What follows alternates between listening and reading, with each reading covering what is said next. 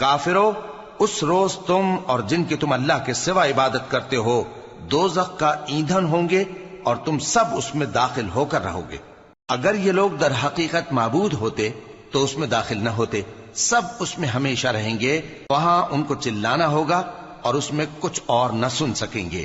جن لوگوں کے لیے ہماری طرف سے پہلے بھلائی مقرر ہو چکی ہے وہ اس سے دور رکھے جائیں گے، یہاں تک کہ اس کی آواز بھی تو نہیں سنیں گے، اور جو کچھ ان کا جی چاہے گا اس میں یعنی ہر طرح کے عیش اور مزے میں ہمیشہ رہیں گے۔ ان کو اس دن کا بڑا بھاری خوف غمگین نہیں کرے گا، اور فرشتے ان کو لینے آئیں گے اور کہیں گے کہ یہی وہ دن ہے جس کا تم سے وعدہ کیا جاتا تھا، جس دن ہم آسمان کو اس طرح لپیٹ لیں گے جیسے خطوں کا تومار لپیٹ لیتے ہیں، جس طرح ہم نے کائنات کو پہلے پیدا کیا تھا اسی طرح دوبارہ پیدا کر دیں گے۔ یہ وعدہ ہے جس کا پورا کرنا لازم ہے، ہم ایسا ضرور کرنے والے ہیں۔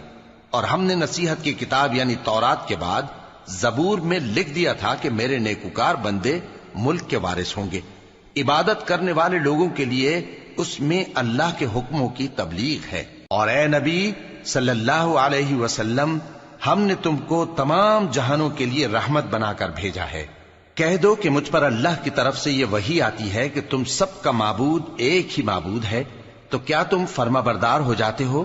اور اے نبی صلی اللہ علیہ وسلم، ہم نے تم کو تمام جہانوں کے لیے رحمت بنا کر بھیجا ہے۔ کہہ دو کہ مجھ پر اللہ کی طرف سے یہ وحی آتی ہے کہ تم سب کا معبود ایک ہی معبود ہے، تو کیا تم فرما بردار ہو جاتے ہو؟